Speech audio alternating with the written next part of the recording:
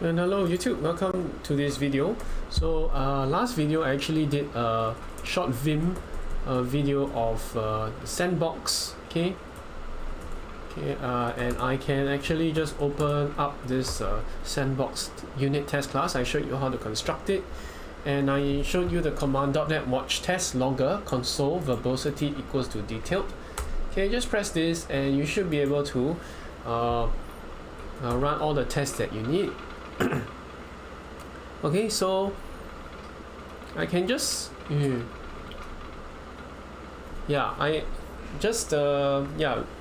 there's a lot of stuff we can play around with. In the last video I just copied and pasted some of the end unit tests to show you some examples of how to use the solver class, and at least start determining the matrices within the solver.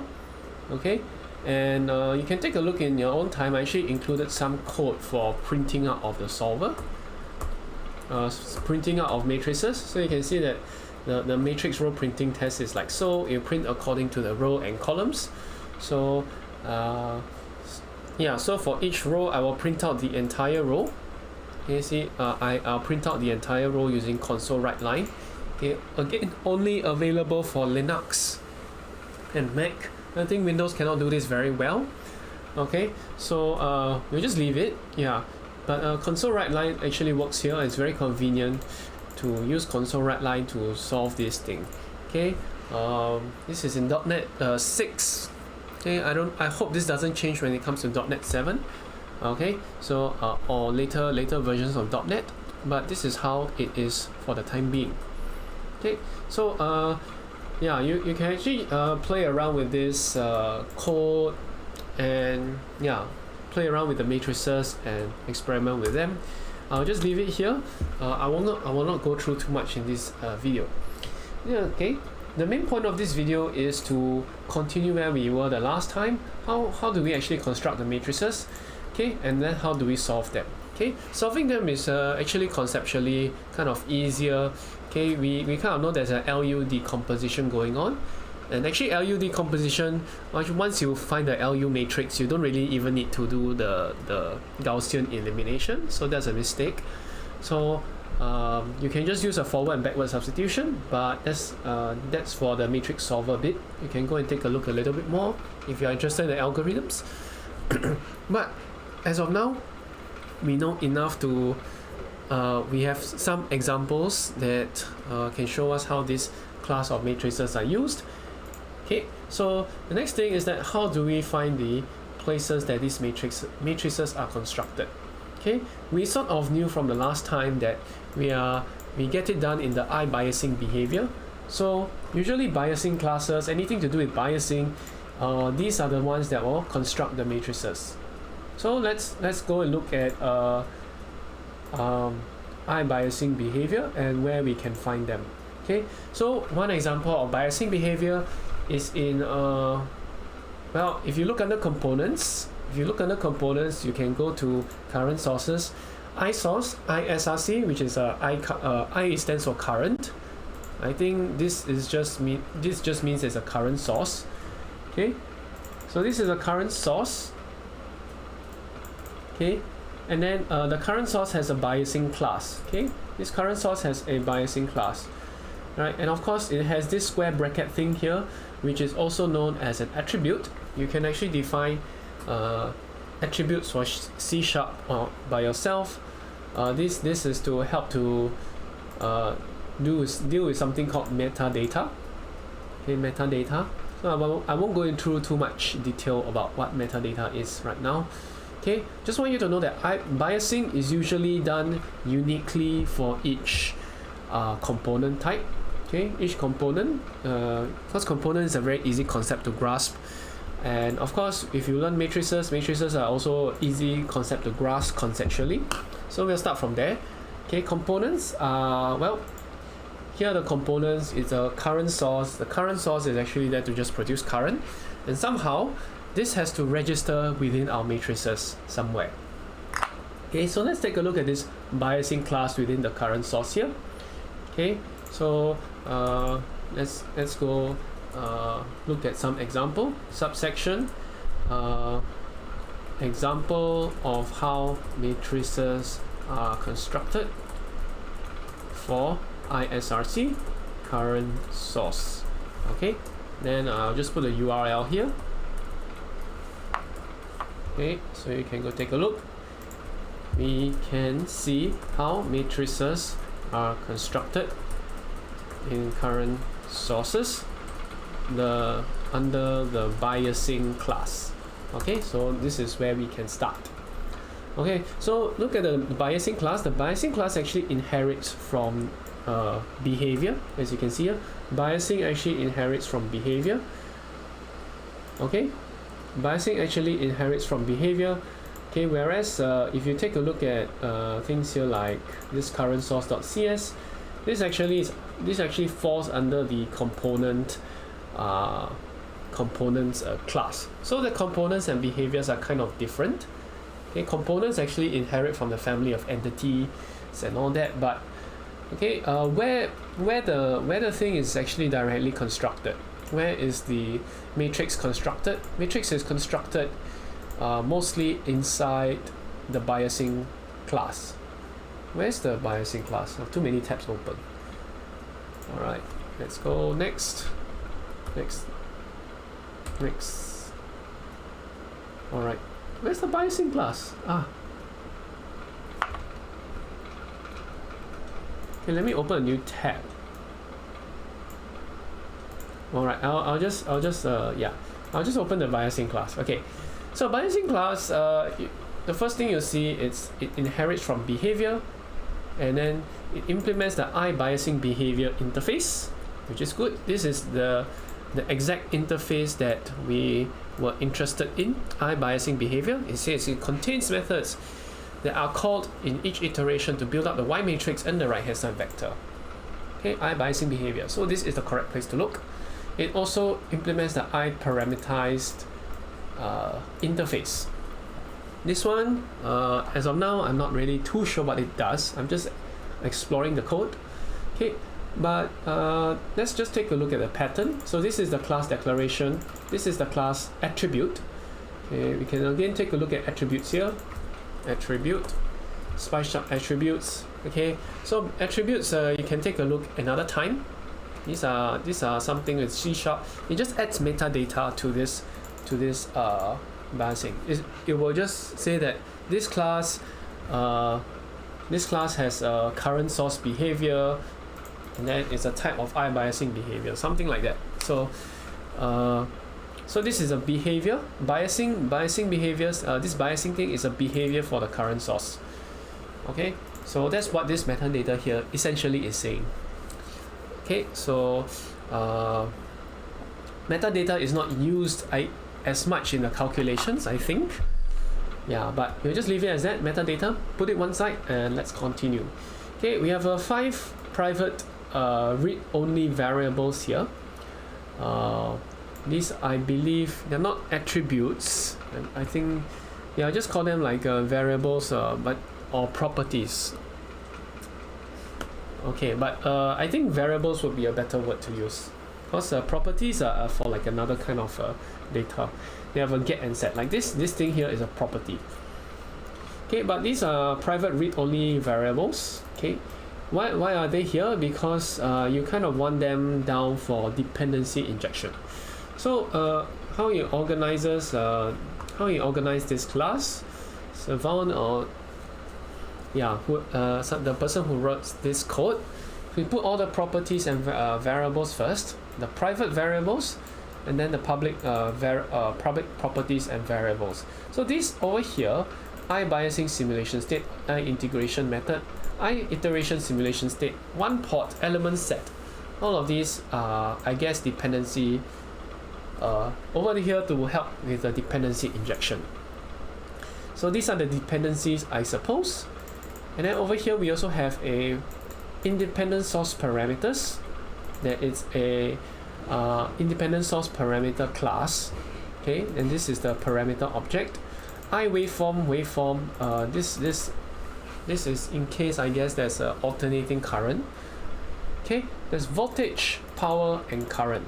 Okay, so this over here is a lambda function.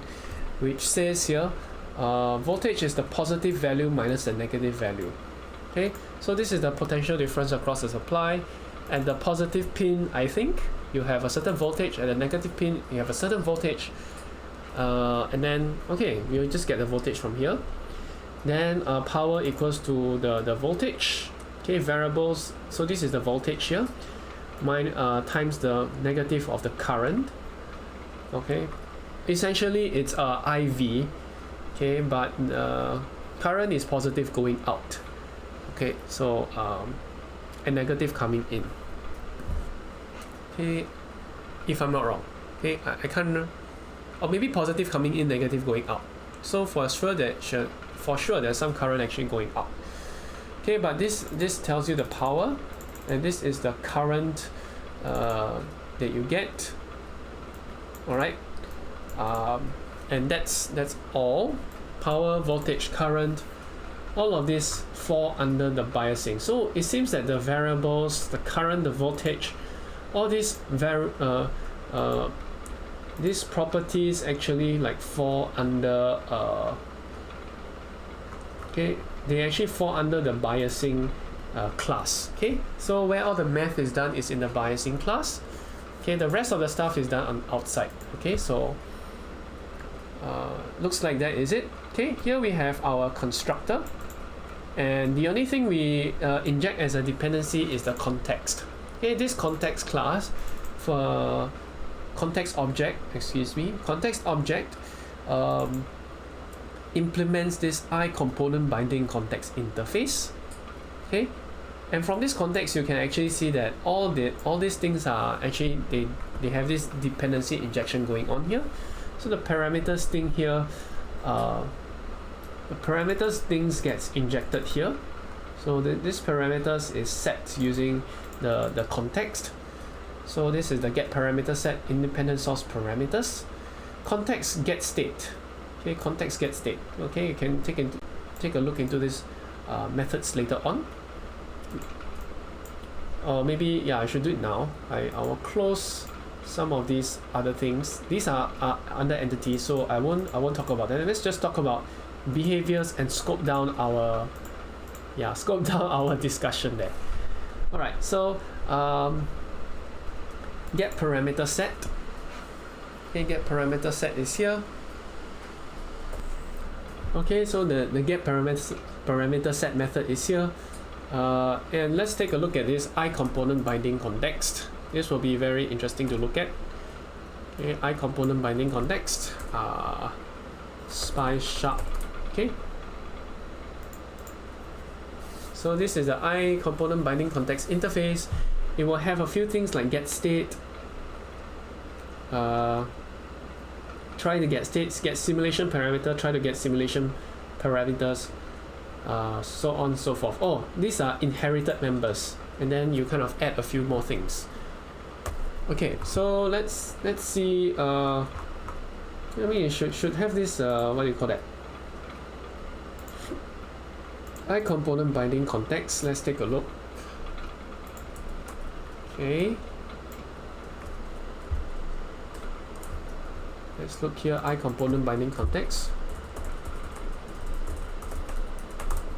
Okay, so this is the class that basically, or rather, this is the interface for which stuff that implements it actually.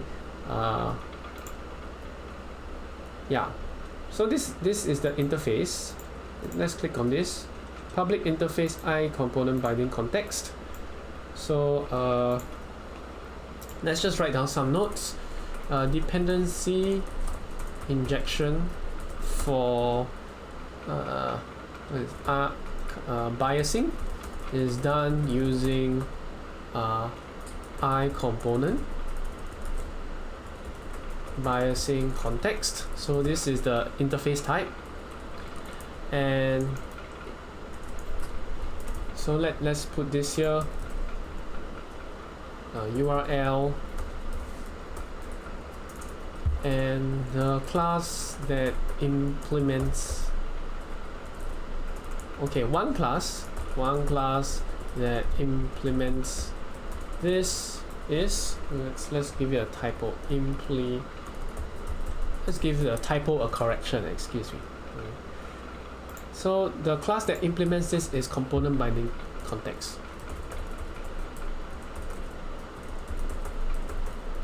Okay, let's have a URL here. And let's build.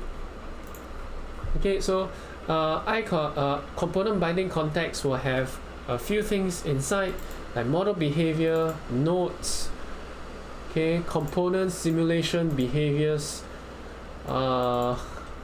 Yeah, and what does it inherit from? It inherits from this binding context. So you can see that here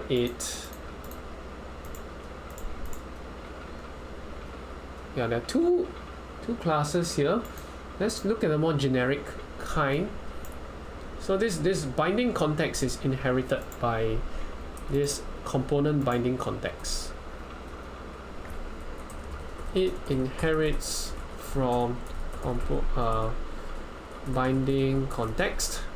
So context helps you.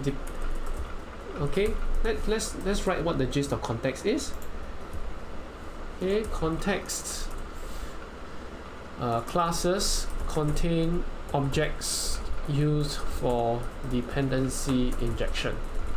So instead of injecting like 5-6 objects, you can just inject one context class, and that will hold all the objects that you need for dependency injection. So this binding context here will have a simulation object, entity object, behavior object, and you see this is where you have the get state. Okay, this is where you have the get state, and then what you will do is that it will look for the I simulation. Okay, you look for I simulation state. This simulation thing gets state. This simulation thing here, this simulation, we will get state. All right, we will use the get state method from the simulation. So this is kind of a wrapper, if anything at all. So what else? What other things we have? Get parameter set. We will use that. Okay. So you see, get simulation parameter set is being used here. So where is this? Yeah. Oh, get parameter set is this thing here. Okay. Value equals entity get parameter set. Okay. So this is the main thing. Okay. Entity get parameter set. Okay, this one actually checks for are we using clone parameter sets. Again, thank you for putting comments there. It's so much better. Yeah. So this get parameter set is it comes from the entity class. Yeah, entity object. So we'll get the parameter set from this here. Okay, let's look at the get state, because that's the thing that will help us to fill in this biasing variable. Okay, biasing variable. Okay, this is the IBiasing simulation state variable. Okay, a lot of times biasing is being used. Okay, so this is the constructor for the binding context. Not sure why it's all the way at the bottom, but yeah, let's see what else it inherits from. I don't see it inherit anything else. Yeah, we want what method is this? The biasing get state. Okay, let's look at the get state. Yeah. So this only works for the simulation state, at least in this binding context. Okay, let's see whether get state here is also, oops, get state. Yeah, I don't see any methods for get state here. So it looks like this component binding context is it. Unless other classes actually inherit from this, then maybe there are some other methods as well. Yeah, I can't really tell what's actually being thrown into here. Yeah, I can't actually tell what's going on over here. Okay, but yeah, we'll have I iteration simulation state and I biasing simulation states. Both of them are sort of I simulation, if I'm not wrong. Okay, get state. There's a simulation state, so there's a biasing state and an iteration state. So I suppose simulation state is a parent class, and both of them here, these are child classes. They are more specialized versions of this simulation state. And yeah, you can use child class to substitute into the parent classes. That's list of substitution. Very good, solid principles work. But that's it. I think these are just simulation states. We'll not look at them anymore. Okay. The next thing pretty interesting is this thing called variables. Okay. Variables will have a one port double class. It will have a biasing and a context in there. Alright, and most importantly, I believe is this element thing.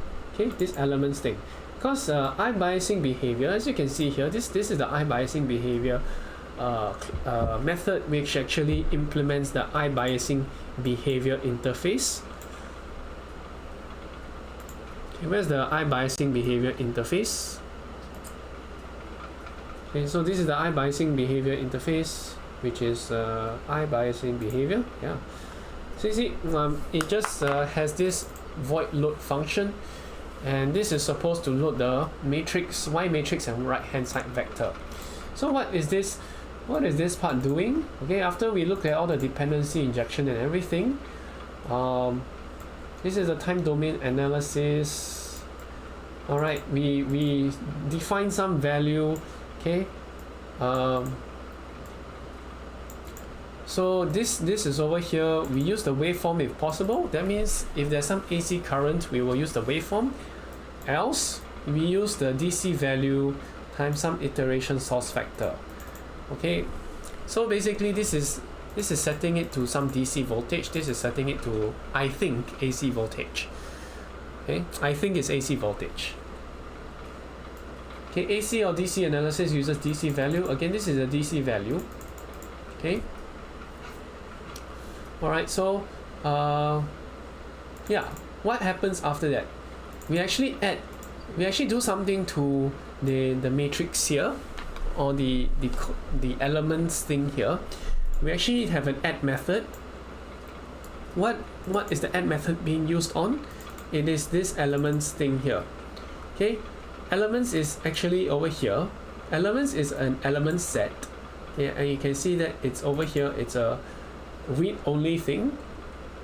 Private read-only element set. Okay, you kind of define it in the constructor like so.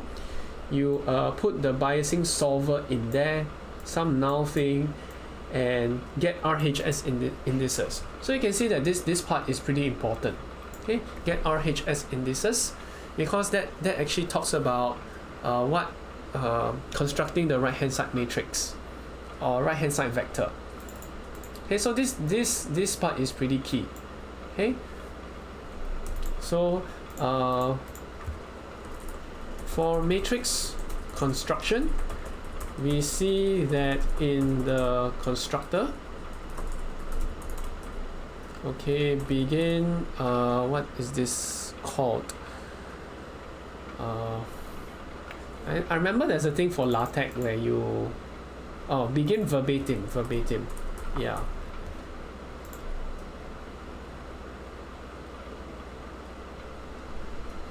So this is the thing that is being used.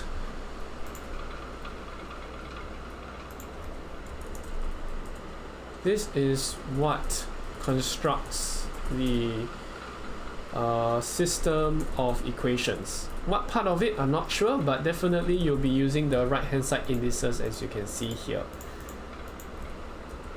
Okay, and again in the load method,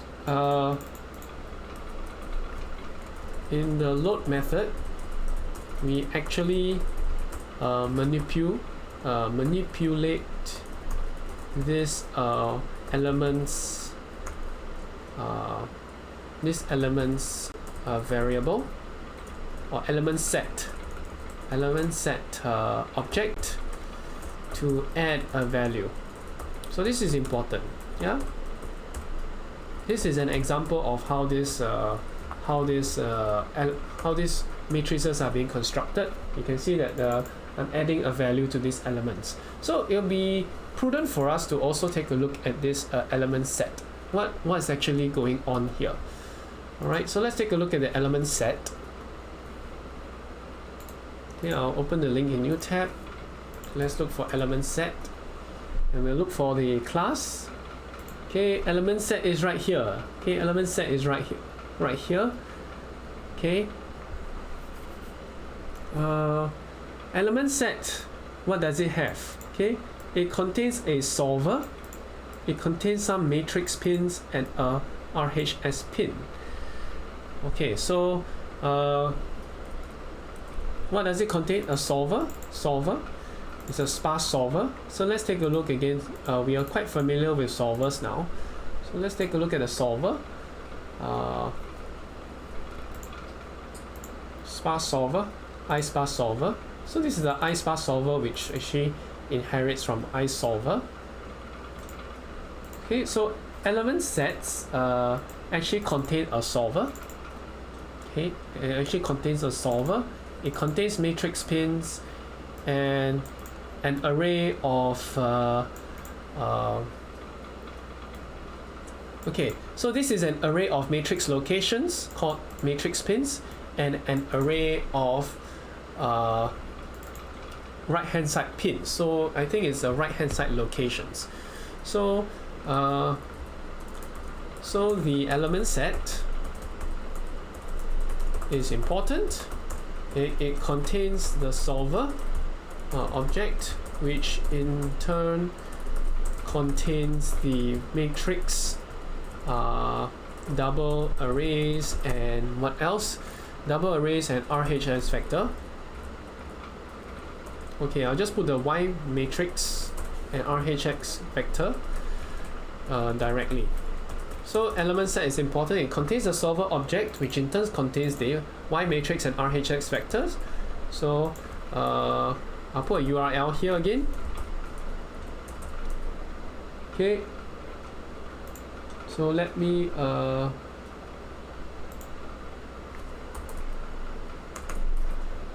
let's see. Let's put subsection ElementSet. Okay, so I'll just say matrices and RHS vectors are contained in ElementSet type objects. Okay, under biasing class. All right, for each component. Okay, so biasing is actually a behavior. Behaviors actually, they talk about how to deal with the matrices and everything. So so this ElementSet here is the one that we are quite interested in. Okay, and this will contain the solvers itself. It will contain okay, ElementSet also contain pins, arrays of matrix locations, i.e. rows and columns. That should be quite easy to understand even without looking at the source code, if it is done right. And RHS pins, which okay, I think are okay.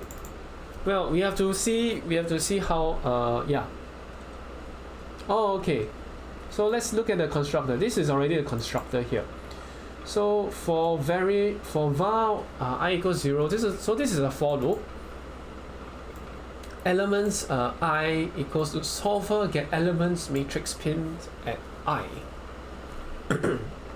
Okay, so these matrix pins are they are arrays of matrix locations. Okay, they are arrays of matrix locations. Offset equals to matrix pins dot length. Okay, what's this elements thing? This elements here is actually a new element t length. Alright, I don't see any private variables here.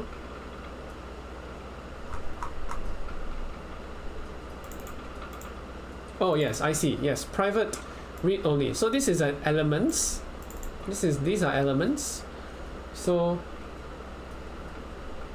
right, this is a very long list of I guess elements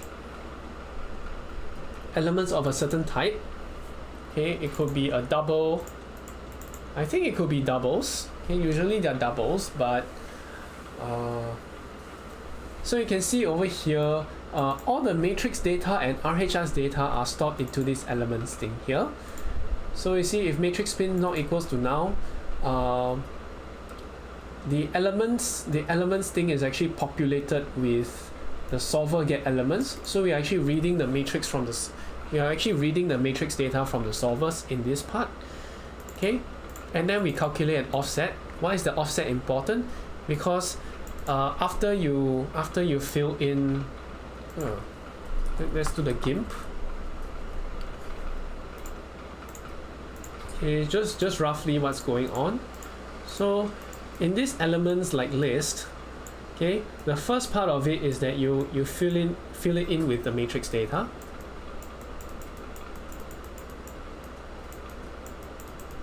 Okay, so 1 2 3 4 5 6 7 8. I don't know how many pieces of data there are in the matrix, so on and so forth. All the matrix data is filled into this first part of the column. So this is first part. So this length here is what in the code is the offset. Then once the matrix data is populated, this is the Y matrix data specifically. Next thing is that you put the RHS vector data right here. So you use another for loop and then you populate here, and then this whole column here will be the elements. Okay, so this is what seems to be going on from over here for this ElementSet constructor. Okay, so this is one version of the constructor, or one overload of the constructor. Okay, what is being used right here? What is being used right here is that, as you can see, the second thing is a null value. The second thing is a null value. The second what do you call it? Second thing is a null value. All right. So what's the second thing? The second thing, null value, means that you look at this matrix pins looks like it's a null value. Okay. The other two overloads are only when you use, I believe, you put in a solver and you put in matrix locations. Okay, or you put solver and you put the RHS pins. Okay, so what are these two constructors doing right here? So that means to say, if you only give it the solver and the RHS pins, it will call this. Okay, this one is actually the constructor of, you will actually call this class. You actually call this class. You will call this constructor, and then you will put in these values. So every time you give in a solver and RHS pins only, you'll fill in this above constructor right here with the solver. So the solver actually goes right here. The null value will be put into the matrix pins, and the RHS pins will be put here. So it says here, if the matrix pins are not equals to null, you start to fill it up. If the RHS pins are not equals to null, then you fill it up. So what you see here is actually that the matrix pins are these are null values, whereas the RHS pins here are actually given by these variables get RHS indices, and then you put in a biasing map. Okay, a biasing map. So yeah, so that's the next part we probably want to look at, the biasing map. Okay, let's see. Yeah, so no, is this the right one? Binding context. The one is just the dependency injection part. Yeah, ElementSet is the more interesting bit. Okay, so, and we know that ElementSet has an add method. Okay, this is the add method for ElementSet. So it is an array of t. Okay, so these are our parameters, t and values. Okay, values are of the type of this values thing here is an array. So we can actually put arrays in here. Okay, and this add method is actually being used right here under elements.add minus value and value. Okay, minus value and value.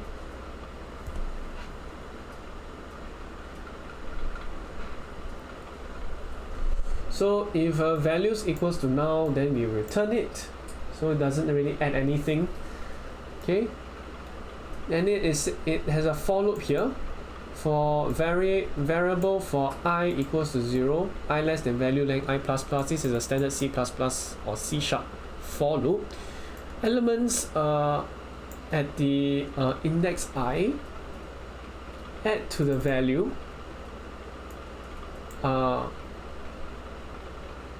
add values I.